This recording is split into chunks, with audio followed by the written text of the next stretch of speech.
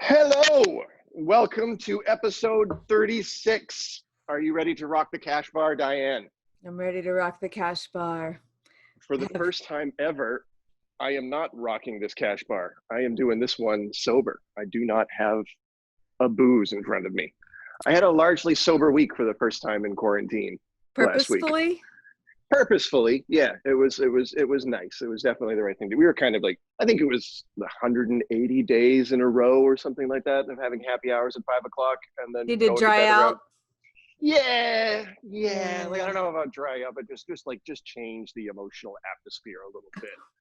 Like, I found that just even that little bit was enough to kind of throw me off because I'm not around people anymore. So like I would have a drink and then I would go and drink, like have a conversation with somebody and would immediately go sideways. Like it just takes nothing but, what the fuck are you talking about? What does that mean?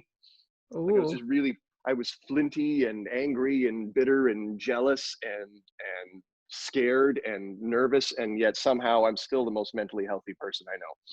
Well, I have to say, we saw you in person this weekend. Dianne had a child-free weekend, and You got out.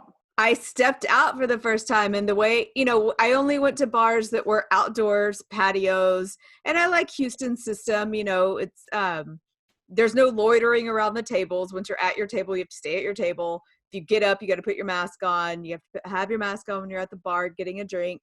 And I went to my friend Michelle's show on a rooftop, and I was up there with her. And then I saw you and I saw our guest, and I think you were wonderful. We had a good time. You were at a rooftop show? Well, my friend Michelle, she's in a band called Blushing, and they played a rooftop show at Axelrad. And like, it was like a drive-in movie theater. Like all the cars were in the parking lot and they had a big screen and smoke machines and laser lights, and they could hear it on their FM radio or like kind of hear the band from the roof. But I got to be on the roof with them. I hate to admit it would be impossible for me to play a show from a rooftop and not bellow, "I am a golden god." You have to do it. Yeah. That would definitely be a shirt off moment for me. They were close to it was like a stage and then the corner, and Michelle's like, she likes to swing that hair around. She's a little headbanger. And I was like, please be careful. Please don't fall off the building. That's the age that you're at now. Like you go to a rock and roll show to rooftop and you're just like, you're gonna hurt yourself. I was like, honey, be careful.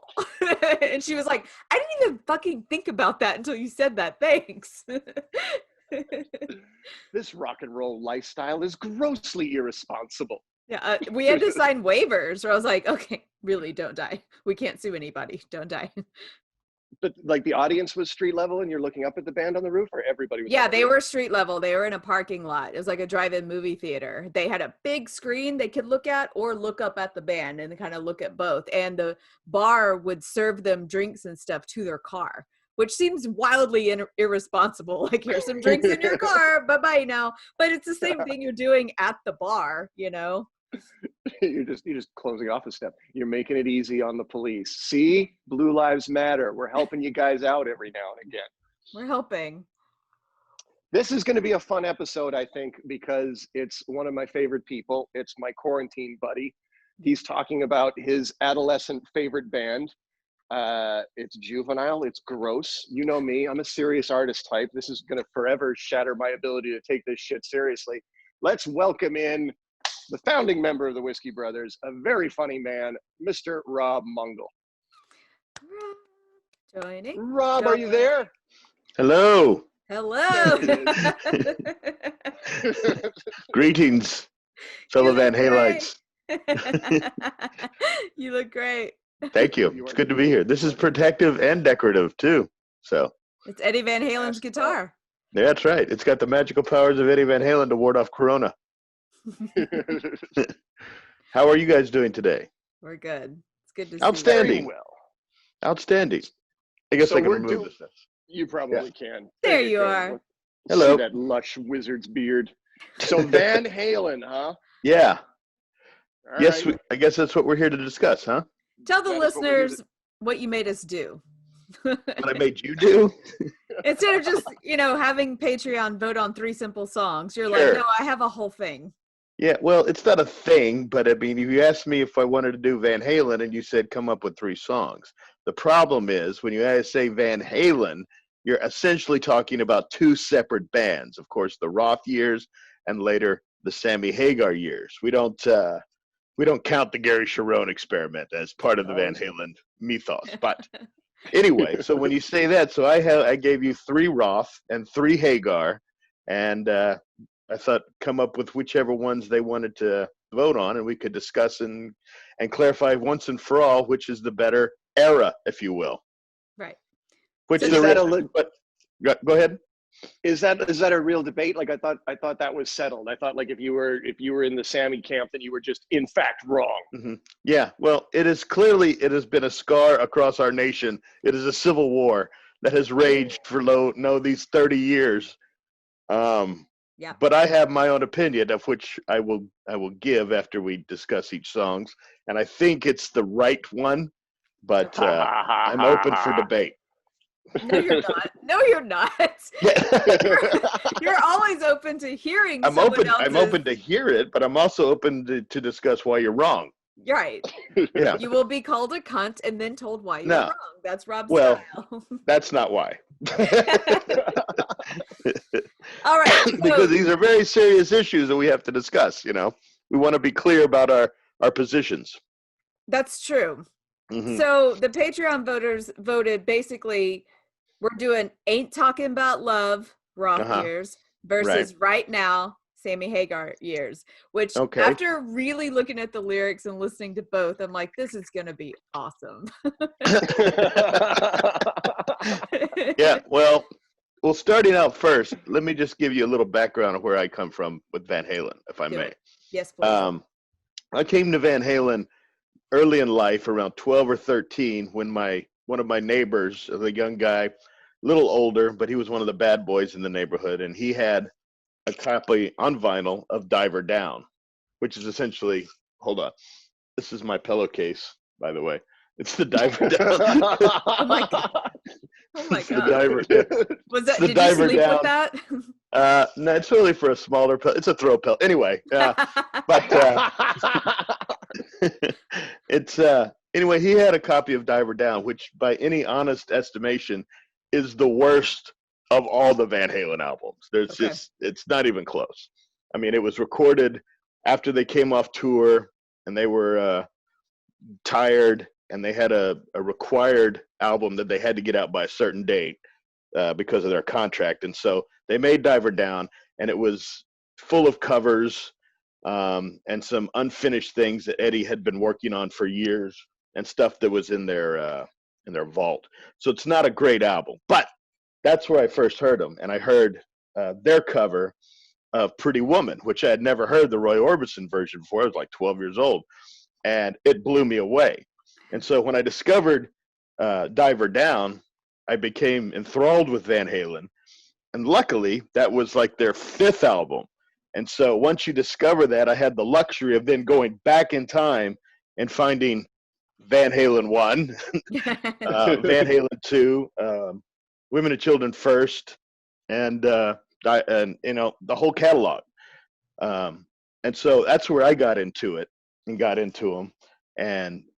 And then that gave me a chance to anticipate their final album with Roth, which was 1984. And so I spent about 3 years going through Van Halen and then waiting for that album to come out, and was just blown away by it and just loved the whole catalog. So help me out. That's where I come from. My first memories of Van Halen, and like we have a 10-year age difference, my first memories is California That's right. Girls. You're 10 years older than me. That's correct. Exactly. What album is California Girls? Oh, wait. That's not him solo, is it? That's his solo work. Yeah, that was on. That was on the not Eat 'Em and Smile. It was on his solo EP, Crazy from the Heat. It only had 4 songs on it. It was Crazy. It's this cover of California Girls and Just a Gigolo. Okay. That song. What about Jump? What album was Jump? Jump was on 1984. Okay, so that's the last album. That's the last album with Roth. Okay. And what's crazy is it was titled 1984, but it came out in like mid to late 83. And so after they toured with that album, broke up, got back with Sam, finally got with Sammy, there was probably a 3 or 4 year gap in between Van Halen albums, between that one and then when Sammy appeared on 5150 a few years later. Okay. But the song your people have chosen is Ain't Talking About Love, which appears on Van Halen 1. Okay. The arguably it's not my favorite Roth era Van Halen album, but it's right up there. Does it have Panama? No. That's on 1984. Okay, let me just interject because I feel like I'll forget it if I don't say it now. And I think I've told the story in the podcast before, but I just want to do it real quick before we dive deep. Mm-hmm. Do you remember when we went to this karaoke bar and I had this great idea? It was like me, you, John Wessling, and a bunch of comics. And I had this great idea of like, let's put a song in someone random person's name and they don't know what song they're singing till they go up there. And so I went up there and it was Panama. And you don't know the song? All I remember of Panama is Panama. Yeah. So the whole, like all the other lines of the song, I didn't even know like the rhythm of it or the tune. So I'm almost like I'm scared to death and I'm like, blah, blah, blah, blah. And then John just basically comes up there and like elbows me off the stage, takes the mic and sings the rest of the song. Most embarrassed I've ever been in my life, and it was my own game. I'm sorry you didn't get a better choice from me. I apologize. That's Panama it's probably like it has some connective tissue to Ain't Talking About Love. It's in that same party realm kind of thing that Roth was so great with. But this song is far and away the quintessential David Lee Roth sexalicious party animal song. And it was on the very first time, which by the way, it says in the liner notes that it was produced by Gene Simmons from Kiss. He didn't really produce it. Yeah, he basically discovered Van Halen in Southern California and signed them to the record deal, but he got a producing credit for producing that album. He didn't really do it. It was really Ted Templeton, but anyway, I digress. Yeah. I read that he tried to rename them Daddy Longlegs.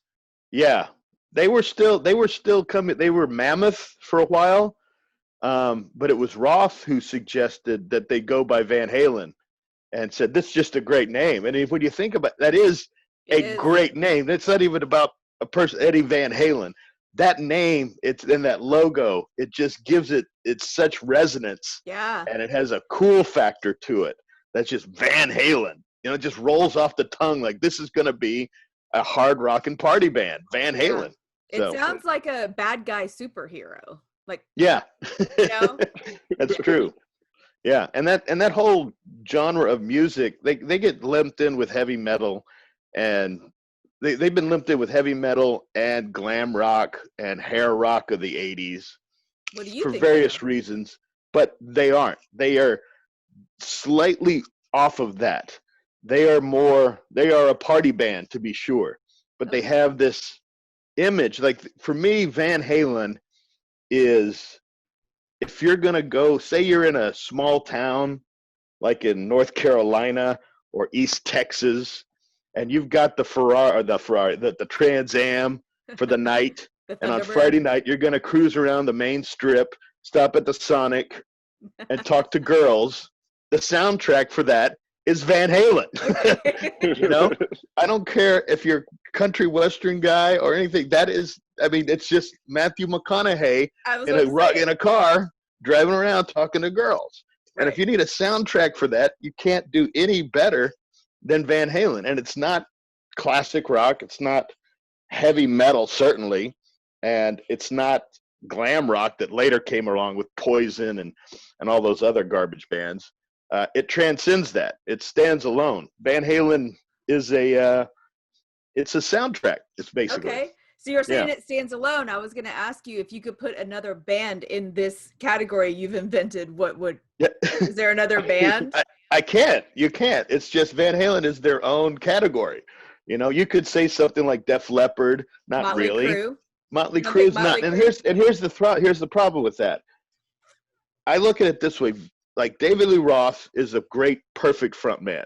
Certainly for late 70s, early 80s hard rock bands. He's perfect. He's got charisma, good-looking guy. He's athletic. He does got herkies.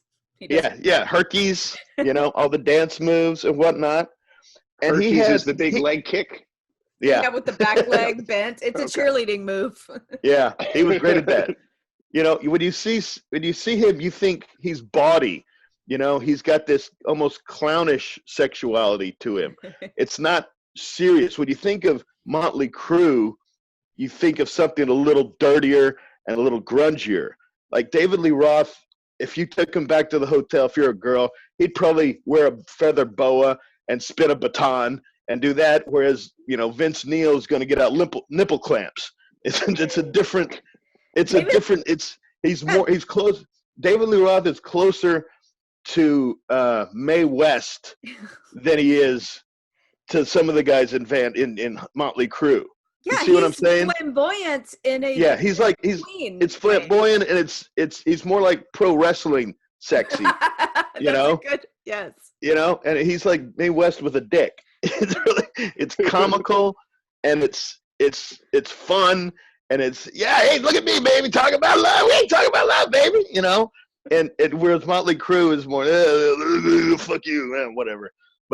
And that's what all those bands were like. And I think that's what transcends and makes Van Halen different from something like Def Leppard of the time or Motley Crue or even Poison, they were the glam metal. And Roth was essentially, he gave the sort of the blueprint for glam rock that other people took and went off in a different direction with.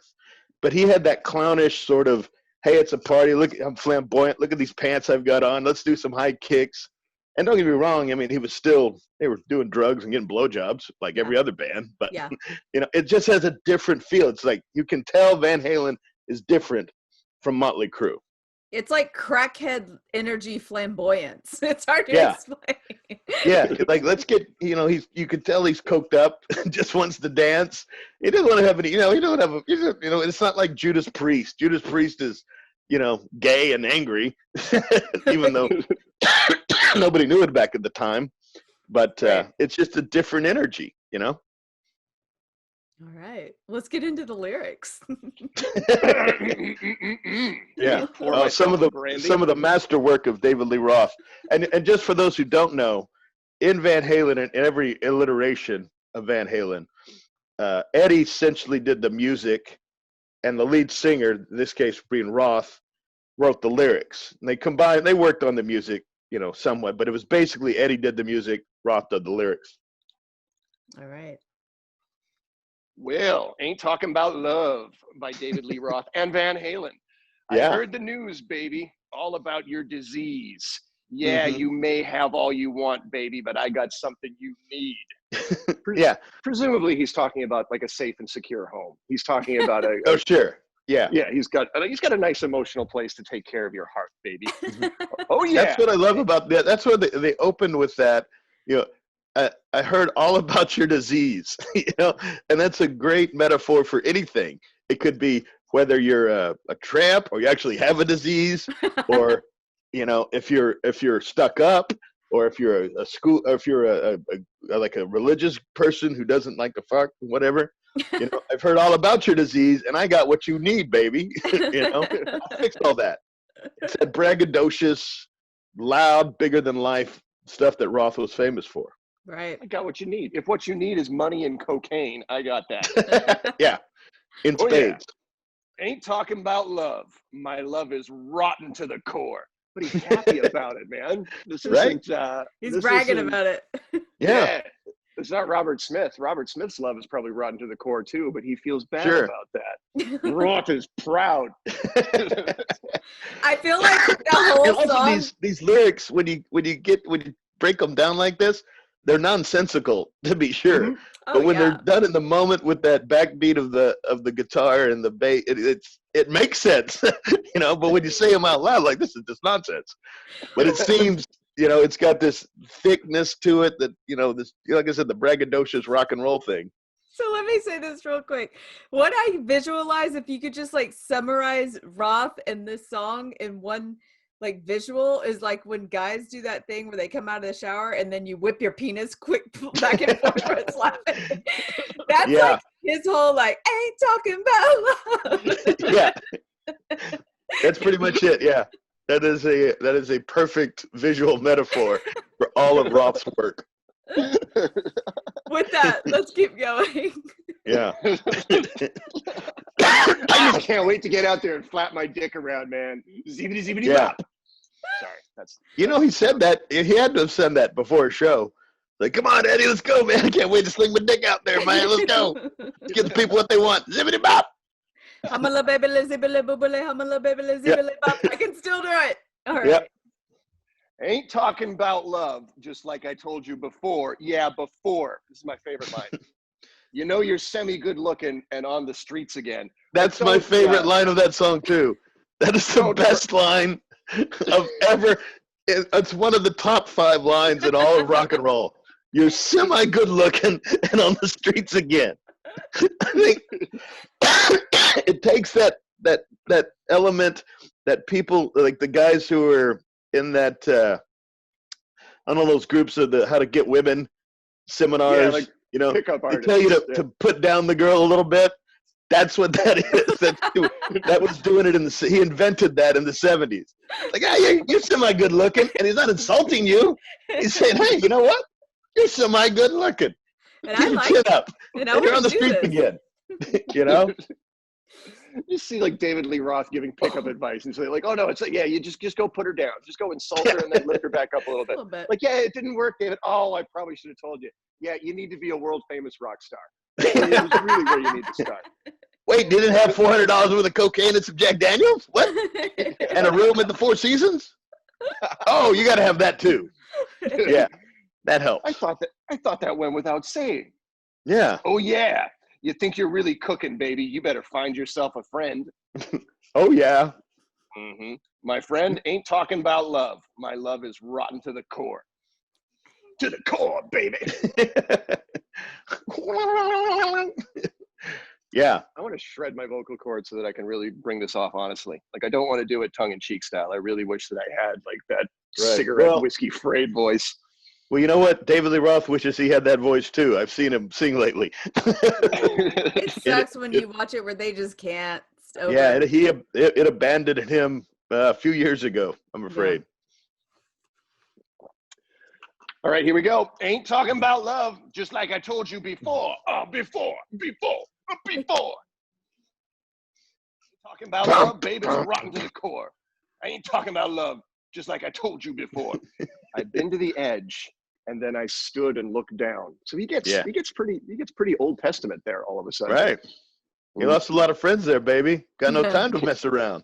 See, it's both a warning and an indictment of man's frailty. That and, you got big tits. Yeah. And I guess his ability to survive on the edge. I mean, you're talking about boastfulness. Like he's saying, like, oh, no, I know plenty of guys who have died on this ground, but I'm still standing. Yeah, I live here. This is where I wake up in the morning and eat breakfast. Yeah. You know? I've been to the edge, and I stood and looked down. Yeah. I love that song. Yeah, I love this. It's great. It's wonderful, weird metaphors for the dick. Really, that's the entire thing is about David Lee Roth's dick. I think it's an homage. Oh yeah. Mm-hmm. I got to the edge and I had a poached egg and some honeydew melon. That's how relaxed I am out here. Yeah. Let's sing some more about my dick, baby. That's basically, they could do that for every Van Halen album, pretty much. Certainly in the Roth era. So if you want it, you got to bleed for it, baby. Mm-hmm. Yeah, you got to bleed, baby. See, there's a point there. When I first heard that song, and for many years after that, I was always of the impression he was, you've got to be, baby. And I didn't hear the bleed part. And so, and I was like, you got to be, baby. And I always thought that was sort of like, you got to be in the scene kind of a thing. Right. Yeah. But clearly it was not I only learned that a few years ago that it was bleed when I sang at a karaoke one night when they actually give you the reveal. Oh, you're that's like, what that. oh. Oh, you got to bleed. Oh, well, I care not to, but thank you. I'd rather not, but okay. Yeah. Mm-hmm. Okay. Yeah, I got to bleed, baby. You got to bleed, baby. Hey, got to bleed, baby. Okay, we got it. That's basically the rest of the song. I mean, the end of the song. Yeah, about and then how the old hey, was, heys. How old was David Lee Roth when this wisdom was revealed to him? Oh my God. Let's see. He was probably 22, 23. Wow. Yeah. They were young babies back then. Little baby band. And that song, that riff that Eddie had that riff for a number of years. And also our next song will have something about that too. But he had that for, and that was all Roth coming up with his nonsensical lyrics. Mm-hmm. Yeah. So yeah. So he had that riff and was just waiting for the perfect song. That's the way most of Eddie Van Halen songs are. All of Van Halen. Right? Eddie comes up with a basic riff and goes from there. But I'll tell you, that song has been, I think I looked it up, where Roth said, no, may have been, I forget, one of them said they made more money on this song being in various movies than most anything else they ever did. Yeah. So there's like a million or dozens of films where this song comes into play. Nice. That and Unchained. Do what? Go ahead. Well, I was really into like Two Live Crew in high school. And when they do the fuck shop and open with this song, I remember I was drunk in the back of my friend's Chevelle and we were playing Two Live Crew and he had it blasting. It was like bah, bah, bah, bah, bah, and I was like, hell yeah, I love this song. And then it went into Two Live Crew's The Fuck Shop and I was like, this works. Like I really like it. See, this is what I say. When you have the soundtrack of going around partying on a Friday night, even rap musicians know you gotta have that. It works for everything, and that was the great thing about, they were such a party band, you know. Yeah. It was that's what people like, were they're not metal, they were just a party band. And you had, like I said, Roth out in front slinging his dick, and then you had the musicianship of Eddie Van Halen, who could just shred, and all the musicians were just enthralled with that. And then you had, Alex, his brother. And by the way, Alex played guitar before Eddie did, and Eddie was playing drums when they were kids, growing up in Southern California. And then Eddie he played piano. He started taking piano lessons, and then appropriated some of the piano work to the guitar. Nice. And once he did that, Alex said, "Yeah, I'm out of a job. I've got to learn the drums." Well, Corbin wants our son to play piano because they said if you learn to play piano first, you can play any instrument after that. Yeah, I've heard that. Yeah. Mm-hmm. And that's so good. Alex Van Halen is a very underrated drummer. I mean, he's not flashy. He's not Neil Peart, but he's going to give you that solid, thick. He's like a metronome in a thunderstorm. It's that powerful, and it's on point, and it's got nice fills, and it's a perfect accompaniment that goes with Michael. And Michael Anthony, especially on those early records and then later on, he has that muddy bass. And his voice, one of the problems was that Eddie never really appreciated what Michael Anthony could bring to the band. And only after Hagar got there did they realize that this guy can sing. He can sing better than Hagar. Yeah. And the harmonies that they created were they were like the Beach Boys of hard rock, maybe second only to Damn Yankees. But those harmonies that Anthony and Hagar brought together, they were some magic. And he never really got to shine on that in the Roth years. Yeah, I agree. I watched the Ain't Talking About Love, like one of their live concerts today, and he's singing most of the high notes of Ain't Talking About. Yeah, I was he like, does all that guy. Yeah, he can not get getting it. recognized. Yeah. Yeah, and to find out that they kicked him off of all those albums, once Eddie decided that his son Wolfgang was going to play bass, they went back through the whole Roth, and I think I don't know if they did it with the Hagar. I know they did it with the Roth albums, and they removed his bass playing and his vocals, and they replaced it with Wolfgang playing bass and singing and Eddie singing. And so when you buy a new reissued Women and Children First or Van Halen 2, that's Wolfgang on there, and it's not Michael Anthony, and they screwed him out of all the royalties, out of new sales. Wow. Yeah. And you could tell them too. You can tell which one.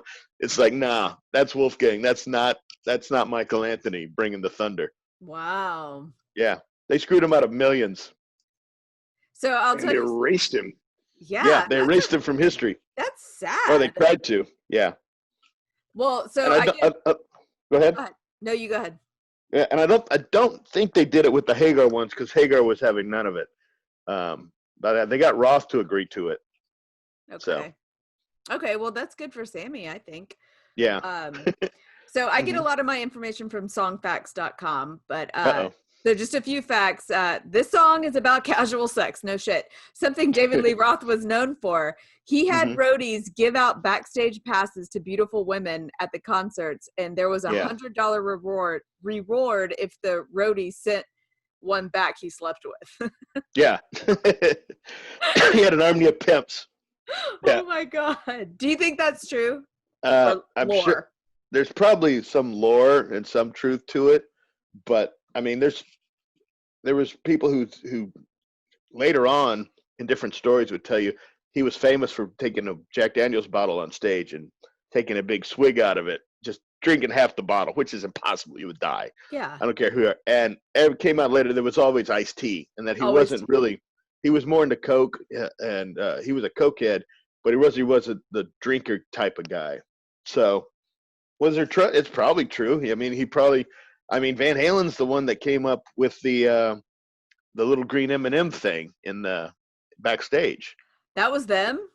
Yeah, when you hear stories of people say like, hey, rock stars, they're these prima donnas. But you know why? Yeah, it was done as part of the writer so that you could read the writer, because Eddie had very specific ways he wanted the electronics set up, because some people hadn't done it right. He got electrocuted a few times. Right. And so they had very specific ways to do it in the writer. And then they put at the end, no brown M&Ms. So if they went into the green room and they saw brown M&Ms, they know they didn't read the writer. So they had to go it wasn't red. Yeah, they know that their show could get fucked up. You don't want a great white situation. You don't want and that was Roth's idea. He came up with that idea. That's smart. I always thought it was smart. Yeah, it is a good idea. But then, Did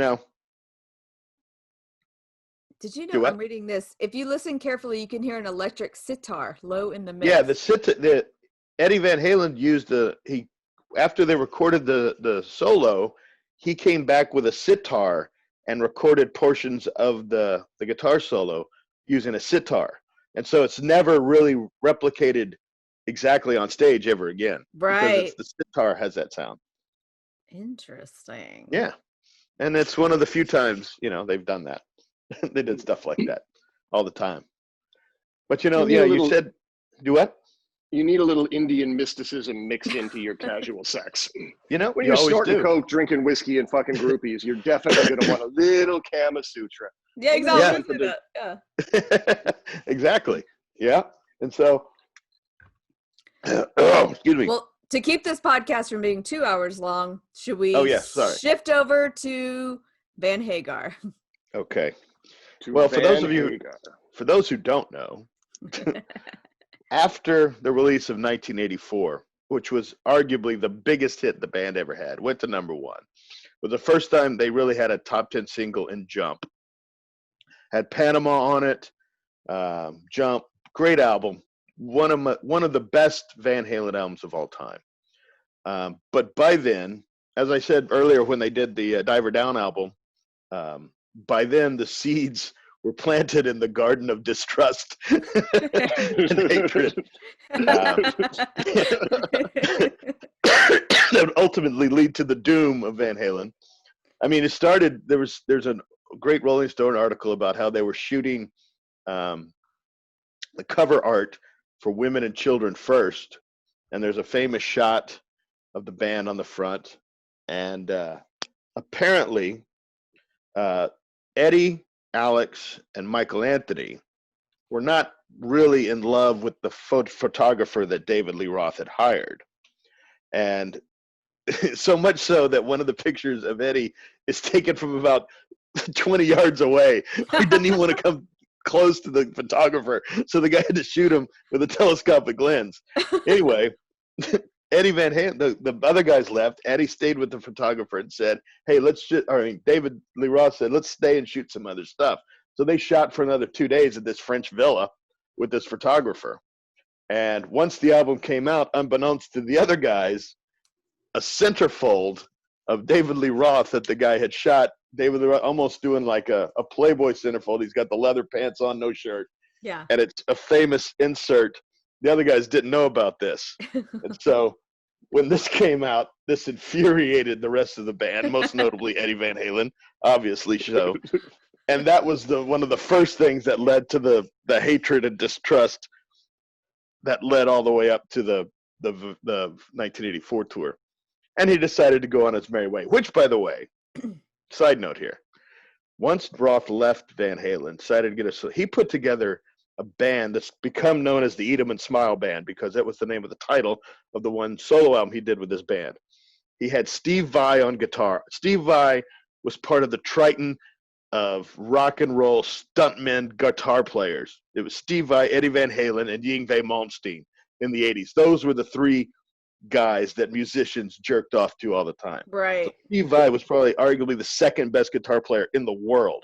So he put him on there, and he had on bass, he had a guy named Billy Sheehan, who was everyone called the Eddie Van Halen of bass, who was actually Roth wanted to have in Van Halen and replace Michael Anthony. Anyway, he put together that band with Greg Bissett on drums, and that album is great. It is a great album that then the rest of it, as Roth stuff, just went to shit. It's just pure gut. Vi left, Sheehan left, and everybody says that's a great. Anyway, Roth leaves, and so Van Halen, Eddie is lost in the wilderness, what to do. He decides, well, maybe I'll do an album with a bunch of just random lead singers, and won't hire a lead singer. And one of them was going to, like Ozzy was going to sing on a song. He wanted to get Linda Ronstadt, I think. Oh, wow. He wanted to have, oh gosh, what's her name? Patti Smythe, not the Patti Smythe, the one who was singing in Scandal. Yeah. Okay, yeah. He wanted her, and then that project just kind of went away. And then, as legend has it, he was getting his Ferrari fixed, as you do in a rock star. You take it to the shop. So he had some Italian mechanic who was also Sammy Hagar's Italian mechanic who worked on his Ferraris, which he used in the video for I Can't Drive 55. Right. And he says, hey, you should get Sammy Hagar to be your lead singer. And so he goes, I got your number. I got his number. Let's call him. And they called him up and said, hey, come down to the dealership. Let's hang out. And so they came down and talked about Ferraris. And at that time, Hagar, who had been the lead singer of Montrose, left that band, had a great solo career. And he even says that he wrote the second biggest hit for Rick Springfield in Rick Springfield's career. What was that? I'll do it. I'll do it. I've done everything for you. That song.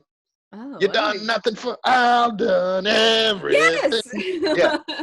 Yeah, that was a Springfield song that Sammy Hagar had wrote and recorded on Stan. He had like 4 or 5 super success. Well, not super, but fairly successful solo albums. And then he came out with VOA, Voice of America, and was like the biggest singer on the planet.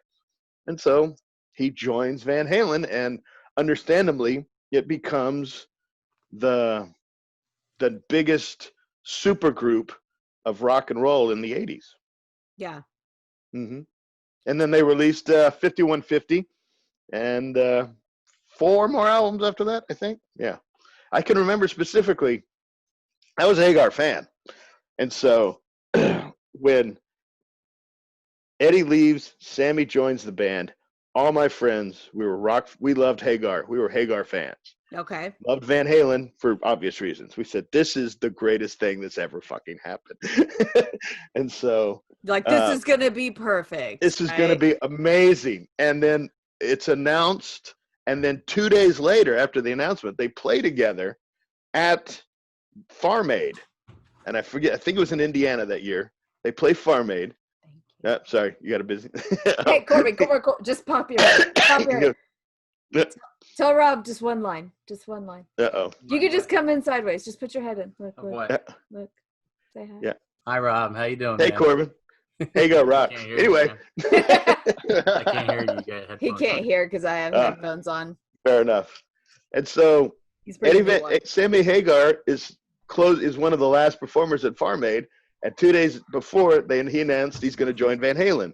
And so Eddie flies out to Indiana and makes a surprise appearance at Farm Aid and walks out on stage, and they do Led Zeppelin's Rock and Roll with no rehearsal, nothing. And it's not really seen by many people because you can find it on YouTube, but the feed gets cut because it was on the Nashville network, and Hagar said shit 3 times.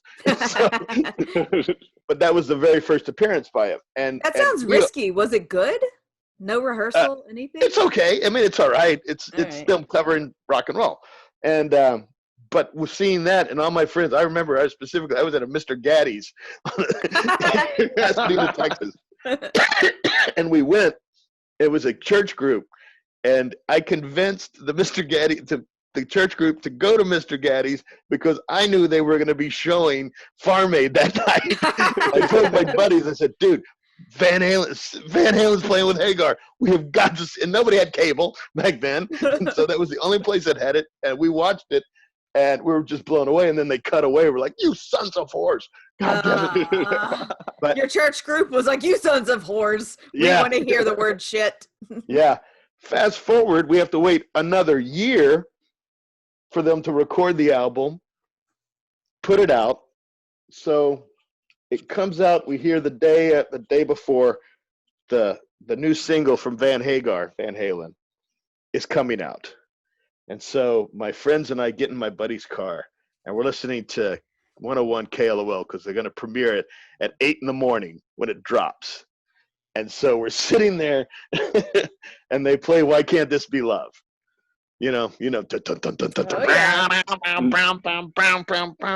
we're sitting there going, okay. What the fuck? What's happening? And it plays, and we're sitting there in stunned silence because we were waiting for the next great Led Zeppelin or something. Yeah. And we go, did we hear it wrong? Maybe they played the wrong song. What's the B-side?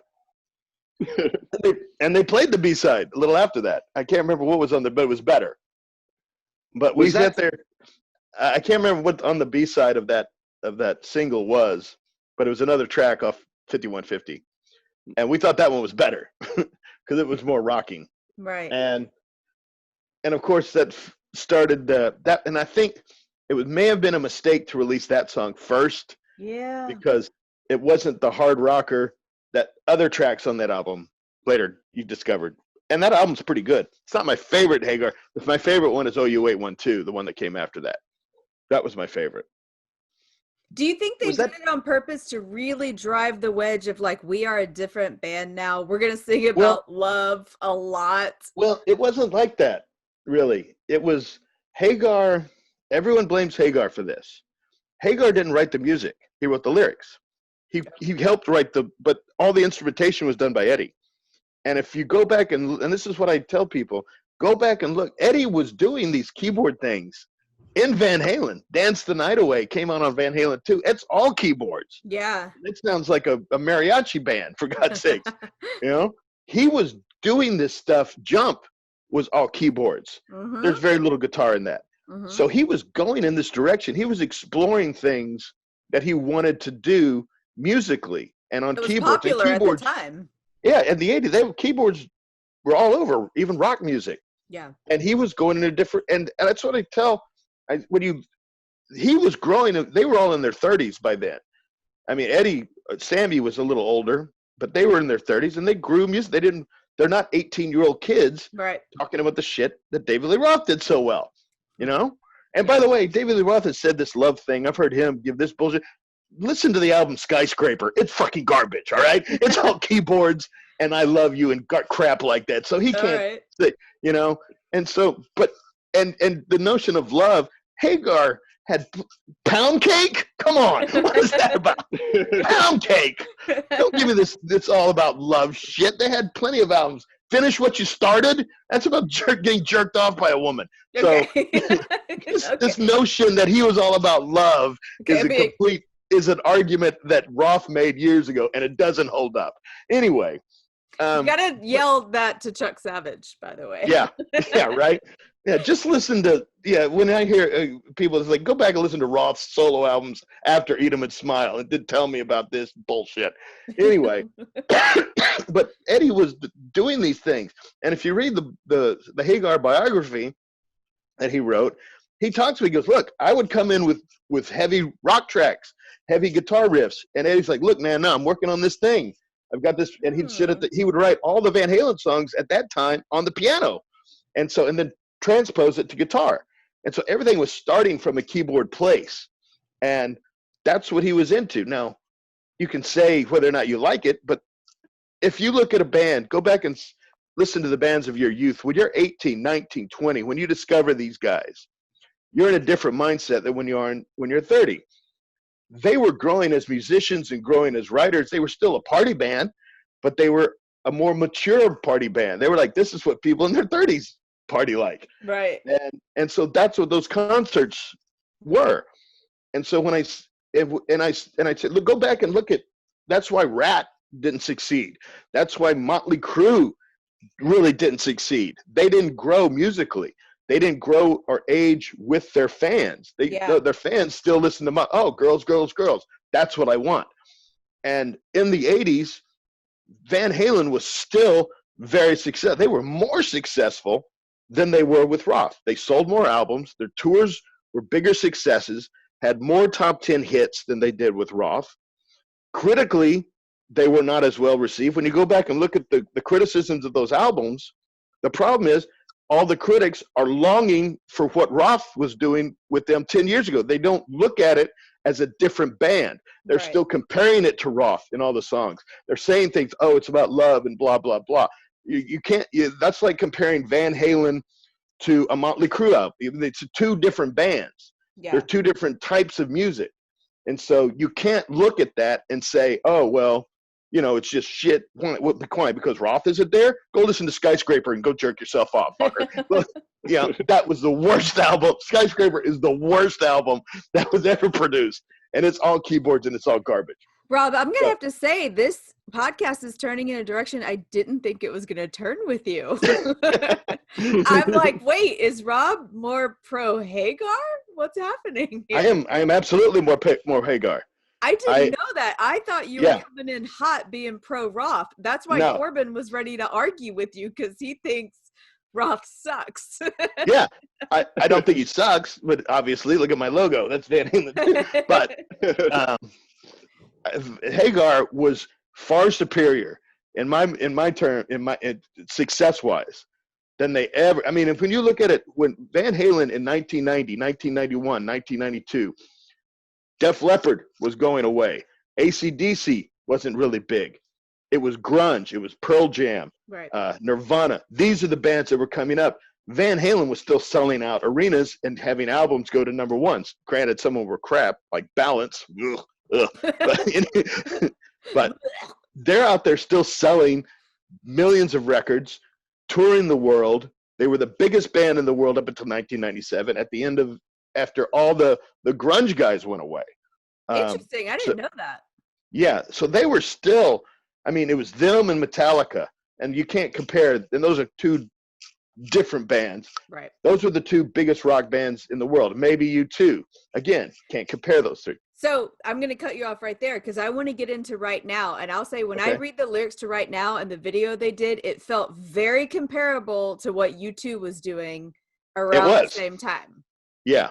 Was that purposeful? I don't know the timeline of this versus this album. This came on it was on the for unlawful carnal knowledge album. Fuck. Which is fuck. Yeah. Yeah, and it's not true. That's not what it means anyway. But it's fun for them. But yeah, this was when Hagar was taking some of the criticism that people were saying about him about being too sexual, that his music was too raunchy. And so he wanted to get a more adult song. And so he wanted to write about things in Eastern Europe and the fall of the Soviet Union without talking about them directly. And that's where Right Now came from. I want to write a pop song that's specifically about existential dread and ennui. Yeah. But it's a rock song. It's a Van Halen song. So let's do it. Let's get into the lyrics of Right Now. Should we do the lyrics, or should we do the all the things from the video? All the not the liner notes, but it's an amazing video. The way it's just like it's just like right now, justice is being perverted. Right now, God is killing moms and dogs because he has to. Right now, there's a bomb factory hard at work. Like it was. It's really weird. And like you say, the party band all of a sudden throwing this at you. Yeah, and Hagar did not want it. Hagar would slap you right now. He hated that video. He did not want this. No, he did not want that video. He argued against this. Yeah, he wanted the song to speak for itself, and then that director came up with this idea of all the things you just said and the whole video. And I liked the video. I thought it was interesting. I don't think you lose the message of the video. The message is really take advantage of what you have right now and live your life. Right. And it's about being present. But he was like, I took so much time to write these really good lyrics, and now you're putting these completely other lyrics on top of my song visually in the video. And I understand as a writer why that would piss you off. And people say they use this song as an example of when Van Halen went soft. It's all keyboards, and it's got this, it's not about partying or sex or drugs. And this song was written, the melody, Eddie wrote this in 1980. In the height of the Van Halen, and he had been playing with this melody for 10 years. Wow. I mean, some of it even ends up in a movie that he did some scoring for. You hear the Right Now melody. And it was Sammy hearing that melody in another room when they're doing a recording session. He goes, hey man, I've got some lyrics I've been working on, and I think it works perfectly. And it ended up being one of their biggest hits in the Hagar. I mean, and they made granted, the argument that they went soft is fair, considering this song ended up in a Pepsi Light commercial. Pepsi Crystal. Not exactly the hard rockin' party band anymore. It was the clear Pepsi. Pepsi clear Pepsi. See through. Yeah. So it's the argument is valid, I think, a little bit when you make it here, but yeah. That commercial is 100% all I think about when I hear Right Now. Like I cannot separate them in my mind at all. Right. And in the book, Hagar says that made him more money in any other music endeavor that he ever did. And what was the show where they got paid more than anybody has ever been paid? That's when they played at the US Festival in 1983, I think. The US Festival was put on by the guy from Apple, Wojnacki, whatever, Steve, whatever, not Steve Jobs, but the other one. Right. He wanted to create a Woodstock for the 80s, and one of the day there was like a new wave day, a country day, and a heavy metal day, and Van Halen headlined heavy metal day, and they were paid $1 million, and at the time they were going to be the highest paid band ever to perform for one concert, until they found out David Bowie, who was closing out New Wave Day, was getting $1 million. And so they said, hey, that's bullshit. There's 4 of us and 1 of him, so we need more money. And so they were paid like $1,100,000. They were the highest paid band of all time. Okay, I'm gonna have to go research this. I've never heard of this festival, and never heard of US Festival? I like new wave, country, and metal. I need to go. New Wave Day. It was Oingo Boingo, The Pretenders, David Bowie, 3 or 4 other ones too. But Heavy Metal Day was Quiet Riot, Motley Crue, Ozzy Osbourne, Scorpions, Triumph, and Van Halen. This is a dream. And like the ticket was like $25. And they lost millions of dollars they lost. Really? Mm-hmm. Can you hear my dogs? You can find that. You can find all those concerts on YouTube. I'm going to go look. All right, let's get into the lyrics. Let's do it. Don't want to wait till tomorrow? Why put it off another day? One more walk through problems built up and stand in our way. one step ahead, one step behind me. Now you got to run to get even.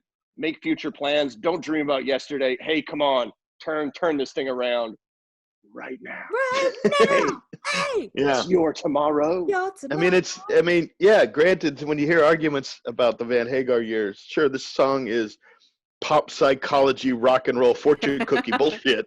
I get it. But, it's not without it's fun. It is. And it's not beating you over the head politics. It's go out there and just have some, and it ended up being the hallmark of their live shows. It was one of the songs that they did toward the end. It was probably arguably their biggest hit. And I'll tell you, for my money, if there's certainly a video, there's on YouTube, there's an entire concert when they first went out together on the 5150 tour. They promised they would only do 2 songs from the Roth area because Hagar didn't want to see them. Didn't want to sing them. It's a new band, but we have to give some credence to the past. So they would do Jump and Ain't Talking About Love, right? Because those were the favorites of the Van Halen, of the Roth years. And so luckily I got to see them at the 5150 tour. And I had been to the last Roth show a few years earlier. So I saw them back to back when they played at the church now. That's now a church. The Summit. It was the Summit at the time. Yeah. Mm-hmm. Yeah. And so when you had I forgot where I was going with this point. Oh, yes. During the 5150 tour, they played in Connecticut somewhere, and they recorded 2 nights and released a live album on video, never on vinyl, just on video of their concert tour. And it's great. The ones they did a few years later, a little better because Roth was in full voice and everything. Hagar was. And by the way, Hagar's work in those Van Halen albums is his best work as a singer. Not even close. He excelled as a singer during the Van Halen years. More so than any of his solo work. He's outstanding. Why? It's working with, I think it's the harmonizing with Michael Anthony. But they do a song. They did 2 Van Halen songs from the old Roth days and 2 Hagar songs. The 2 Hagar songs they did were I Can't Drive 55 and There's Only One Way to Rock. The Van Halen version of There's Only One Way to Rock is my favorite Van Hagar song of all time. Wow. It's not even close. You can find it on YouTube, and it's just so well done. Is it because of Eddie? It's the call and response. It's Hagar doing the lyric and the call and response with a lyric, and then Eddie following with the little arpeggio, and you've got that thundering drums of Alex Van Halen, and Michael Anthony is in full voice and great harmonies. And it's the only time where Eddie had a dueling guitar solo, because Sammy's a guitar player and a very good one, we might add. And he has a dueling guitar solo with Eddie on that song, where Sammy's got the long blues riffs, thick blues riffs, and Eddie's doing his lightning fast arpeggio flying up and down. And it's a great call and response, and it's just a fun song. It has all the elements of party time, 1980s Roth era Van Halen with the musical exceptionalism of the Hagar years. And it's a perfect combination of those things. And if you can find it, it's on YouTube, and it's called There's Only One Way to Rock. And it is by far, and you have to get it because there's like 3 or 4 versions. They did it in concert for years, but that version from like 1985 or 6 is far and away my favorite Van Hagar song. Rob, I feel like you could host your own podcast talking about Van Halen and Hagar. Just about Van Halen. And never, ever run out of content. You actually, obviously you love Van Halen quite a damn bit. You've had the enviable, you actually talked to Eddie Van Halen once, didn't you? Whoa, what? Well, talk is a strong word. I made an ass of myself. Did you call him a cunt, Rob? No, God, no. There was a comedian in 2001, when the Houston was hosting the Super Bowl, and there was a comic whose name escapes me now. Oh, drop his name. Drop it. I can't remember. He does impressions. He's been on Family Guy. a bunch. He's been on Stern. Oh God. Oh my God. And anyway, he does a Sam Kinison impression that's just killer. Anyway, he was down and we became fast friends. And he was there for the Super Bowl week. And we're talking one night at I think it was LZ's bar. We always used to hang out back then. We talked about that on the last episode. Did we? Yeah. That's the one with the whorehouse next door. I'm fairly certain that's where we were hanging out. And he tells me he lives at Eddie Van Halen's house. I went, what are you talking about? And he goes, yeah, I've known him. He came to the Comedy Store. I met him. And he's let me live. This is when he had divorced Valerie Bertinelli. And he was lonely and living at the house by himself. Valerie took Wolfgang and the kids, left. And so he's all by himself. And he said, hey, you can live in this little guest house behind the studio, the 5150 studio. And he goes, okay. So he became like the rock and roll Kato Kaelin. And that's awesome. he was living there and he's telling me the story. He goes, so you live with Eddie Van Halen? And he goes, yeah, I do. And I went, bullshit. And he goes, no, I'll call him. And I go, you're going to call Eddie Van Halen? And I was lost for words. And he goes, yeah. And he dials him up and he goes, hey, I got, hold on, somebody here wants to say hi. And he gives me the phone and I get it and I, hello? And he says, yeah, who's this? I go, this is Rob. Is this Eddie Van Halen? He goes, it's Edward, but yeah. Okay. And he goes, what's his name? You put him back on the phone. He's like, I don't want to talk to you. Okay. Yeah. They give him back the phone. And he was going, yeah, I know. I'm sorry. I know I'm not supposed to do it. This guy just wanted to say, I was like, and I'm just sitting there like, did I fuck up? What did I do? Pissed off Eddie Van Halen. Oh my God. He's That's like, Edward to you, fanboy. Yeah. It's Edward. You're like, oh, okay. Sorry. I'm very sorry, sir. Okay. But yeah, that was my one brush with him. There was another great Eddie Van Halen comedian story that I want to tell because it's one of my favorite sentences. But do you remember we were sitting at the last stop, and I think it was Greg Behrens, who's a great comic and into the LA music scene. And we're just sitting there, like, you guys are talking music with him. I don't understand anything you're talking about. And his phone rings, and he gets up, and he just kind of gets out of the way, and he comes back to the table, and he just goes, well, guys, I don't know how to tell you this, but Eddie Van Halen's Limp Bizkit audition did not go well. what?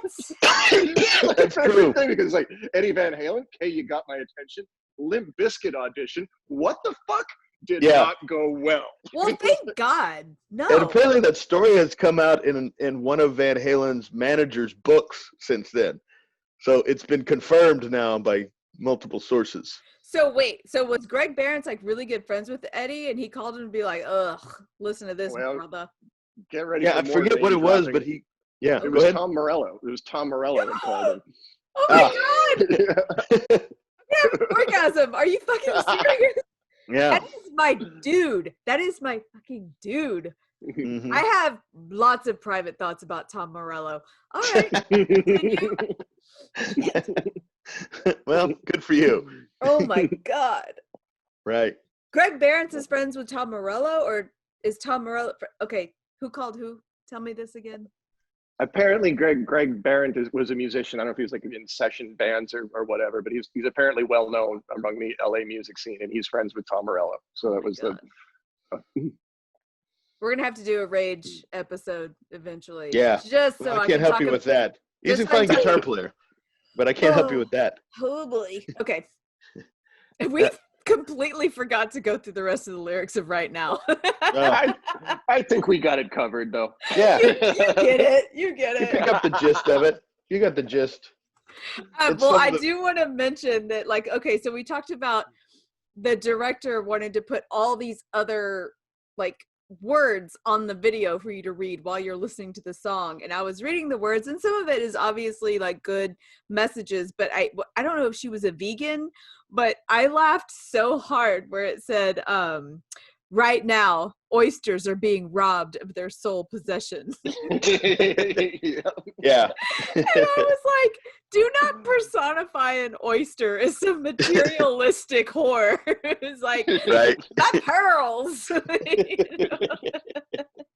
It made me laugh so hard where I see like, I know that Hagar didn't want this, and like he was talked into it, and when it came time to shoot the video, he had like pneumonia. He was like really sick. Yeah.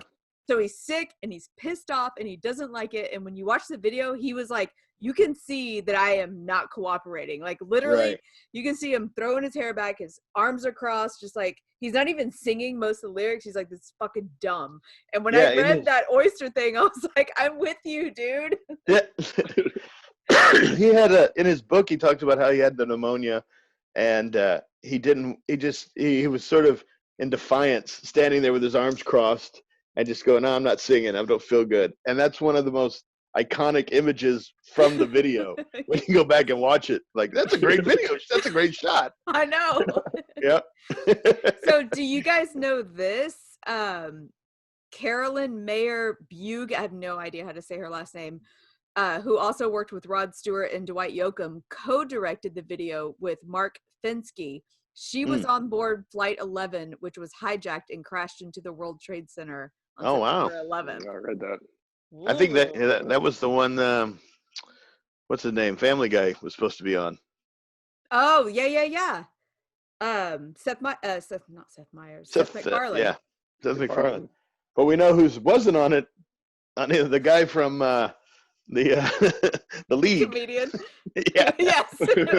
Oh, that poor guy. I cannot believe he came back from that. But he was honest and he told like why he did that. But we won't even say his name. You know why he did? You know why he came back? He listened to the moving message of the Right Now video and said, you know what?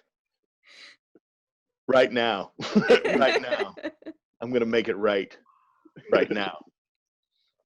All right. What else? And that's another thing. They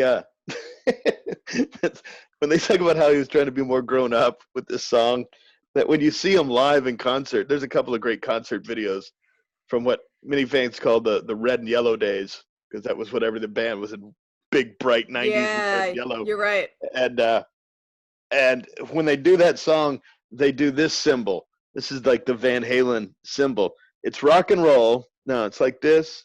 It's like rock and roll. But you put it together to make a vagina. You see? That's what this is? Yeah. And so that's what they would do during that song. So this notion of, oh, look at them. They're all, they're soft. No, we're making a vagina during our political movement about the fall of the Berlin Wall. I'm going to take a screen capture of that moment later. Yeah. Right. And that's what they do throughout the live music. That's through the whole concert. They're doing that. It's so nice. Yeah. Don't give me this love and bullshit. They're all about love. And there's some people that say the second half of 5150 is a love. The entire album. The side 2 is just an entire homage to Sammy Hagar's affair with an alien. Oh, what? Yeah, it's sort of like it's like the Sgt. Pepper's conspiracy theory stuff. Okay. When you listen to all the songs, they have different lyrics that talk about an alien, and all the songs have these weird little connotations to space, and everybody thinks that, well, there's conspiracy theorists who submit Sammy Hagar fucked an alien, and this was an homage to that alien. Rob, I feel like if you wanted to, you and I could do a spin-off podcast where we just talk about conspiracy theorists.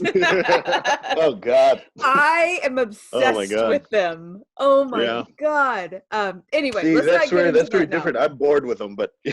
No, I want to get it because they crack me up. I really want to get into it. Have we wrapped up that, and can we get on to some other stuff? I think Rob can talk about Van Halen all day long. I've seen him do it. I fear it. But yeah, I think we covered it. All right. Yeah. All right. Our dressed up like a douche this week comes from Rob Mungle. Uh-oh. It's your Beastie Boys. You got to fight for your right. Tell us what lyric you misheard. Oh, God. Your mom threw it away. Your mom threw away your best porno rag. That's what I thought they said, but it's porno God. rag. I thought your mom threw away the sock that you jerked in. It was like a favorite. That's so much worse. I thought, yeah, it becomes almost, childlike when the real lyric is given. What's so funny is like, imagine being mad about that. Like, I use that every week. Don't throw it away. Yeah, I thought it was like one of those sock puppets that you draw a face on, or put some eyes, Oh, God. My mom is listening to this. Yeah. Well, did you throw away your best porno rag? You just go, Mom, turn it off, Mom. Oh, you should. Do you tell her sometimes, like, Mom, not this one, like, not this one? Yeah, sometimes I text her a warning. Yeah, she's gonna listen to it anyway. So. Yeah. And I've noticed we've been here for a while. The sun is going down. I'm getting darker. I don't have any lights on here. You are. You got to stay closer to the screen. All right, we'll get closer. Ben, do you have a guilty pleasure song? I do. Ooh, baby, do you know what that's worth? Ooh, heaven is a place on earth. You're damn right I play that in the shower. Yes, I do. I play it in the shower. I play it in the car. I love it. Not apologizing for it. Don't feel guilty about it. All right. If you ever do a Belinda Carlisle episode, I'll have to give you the story of when I met Belinda Carlisle in 1980. Yes. Was she hot? Belinda Carlisle in 1980. She's always been hot. She's hot right now. She's 90. No. Was she coked out of her mind? I've heard the rumors that she was a big old. Probably. I don't know. I met her at an Astros baseball game. Did you really? Yeah. I love the Go-Go's. I would love to do a Go-Go's episode. We might have to. The Go-Go's are great. Yeah. Hey, is Carly into the Go-Go? I mean, not Carly. Yes. Casey? Yeah, Casey will probably do the Go-Go's. That might be a good idea. No pressure on her. His friend's going to do an episode soon. Okay, Rob, do you have a guilty pleasure song? Oh, man. You didn't. No, I just, I don't, well, first of all, I don't think of it as a guilty pleasure. Okay. If you like something, you like something. And Okay. And you don't care who hears you jamming it? Yeah, who gives a fuck, Okay. I mean, I'm big into Bootsy Collins. Okay. And Public Enemy. If that's I understand that. I have some like grave diggers and some other stuff I want to do because like it just doesn't look like I should like it. You know what I mean? Yeah, I mean, I look like every person at a Tea Party rally. So when I pull up my Public Enemy, people start to get concerned. Or when you start dancing around to Katy Perry, shaking Katy Perry might be it. That might be a guilty pleasure, if you want to, for want of a better word. But yeah, Katy Perry's a national treasure.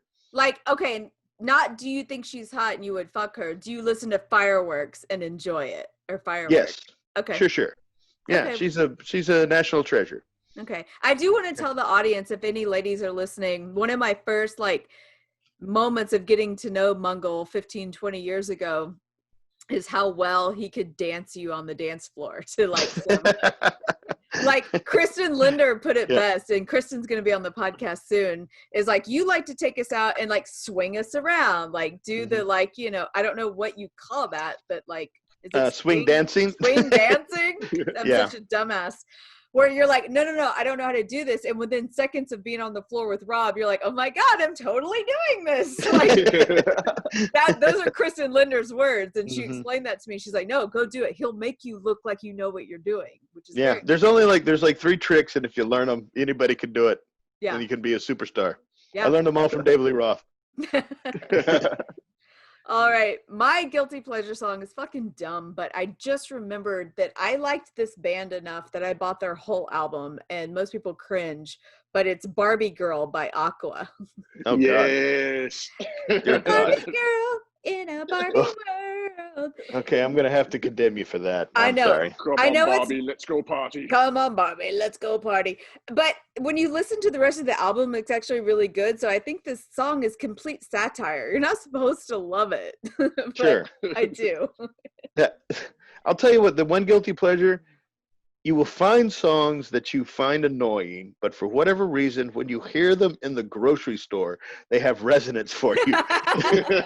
Because I've heard songs that I hate but they'll play it and like, oh, that's not too bad when you're buying, chicken or SpaghettiOs. It's a little kind of toe fun. tappy when you're picking out your produce. Exactly, yeah, and I don't know what it is, and most of them's crap you would never listen to or buy, but for whatever reason, when they play it in the enclosed area of the aisles of a grocery store, it almost feels like they're speaking directly to you. Yeah, you're like, hey, hi. Instead, it's some store managers, mixtape. Who were like, I think at the HEB here in Friendswood, I'm like, whoever is running the music there, I'm like, we're the same age, and they would like my podcast because it's a lot of new wave. It really is. Where I'm just like, who plays Flock of Seagulls in the grocery store? Right? Yeah, see, that's what I'm talking about. You listen to Flock of, or The Cure or something like, oh wow, yeah, that's The Cure. I haven't heard that in 500 years. And this is good.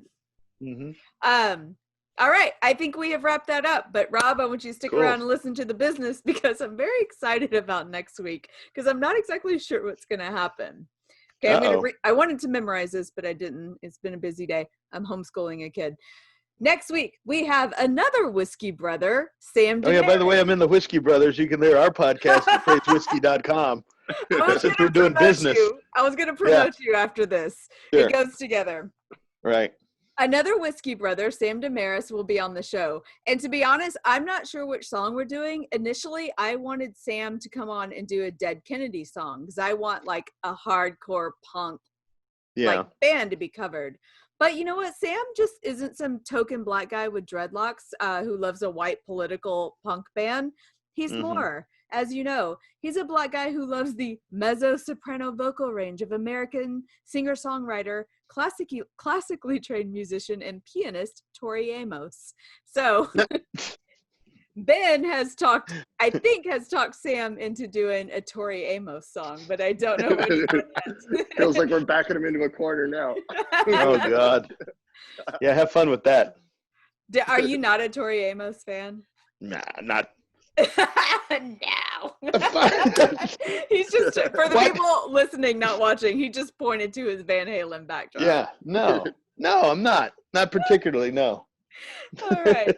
I used to, when I was younger, I loved both Tori Amos and Sarah McLachlan, but when you say Tori Amos's name, I see Sarah McLachlan in my head for some reason. I think among women of a certain age, the Tori Amos, Sarah McLachlan battle is equal to the Roth Hagar one of men of a certain age. And that's what you need to discuss one time, I think. All right. Rob, where can we see you? Where can we hear you? Tell us all about you can hear me at the Whiskey Brother podcast with Sam Damaris. You can find us at praisewhiskey.com. It's got over 800 episodes. It's not safe for work. It's a bunch of comics getting together, drinking and talking about the day's events. It's fun. I've been on it a few times. You have, yes. It's great. It's good times. I highly recommend it. Not safe for work. Not safe for work. This one, not either, really. I remember when I had just had Charlie and he was a baby and you guys wanted me on the podcast and I came and I had to bring my baby. Yeah. And I was like, all right, but I'm still cool. And I just remember Charlie was laying there and I put the microphone up to his butt and he was at this age where he had gas really bad and I would push his legs up and I was trying to get him to fart on the microphone really bad. Yeah, that's the one we submitted for a Peabody. Well, Rob, dude, thank you so much for coming on. This was an awesome thanks for having me. I knew it would be. A lot of fun. Thanks, Rob. Yeah. All right, say goodbye. I'm kicking you out of the room. Thanks, guys. Thank you, Rob. Baby! Okay. That was awesome. I knew it was going to be awesome. Special thank you to Chuck Savage, who is going to listen to this episode and have feelings and comments, I'm guessing. And Eddie Hawkins for our intro music, and to Sara Wessling for our Guilty Pleasures vocals, who you don't get to hear it if you're just watching on YouTube. So, change it up sometimes. Listen to both. If you would like to support the podcast, first of all, you don't have to give us any money. Honestly, if you want to support the podcast, tell your fucking friends that you like this podcast. Please share it. Share it on Instagram. Share it on Facebook. Like, call your mom and tell her you'll like this, especially if your mom likes Van Halen. And if you want to support us financially, that would be awesome too. Just go to patreon.com/rockthecashbar.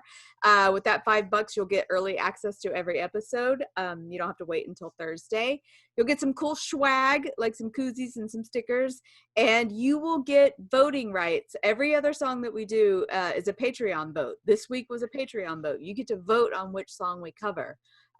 We have a Spotify playlist, which you can find on our website, rockthecashbarpodcast.com. We put all the songs we cover plus the guilty pleasure songs, which is now most of the songs on there are guilty pleasure songs, which makes it really fun.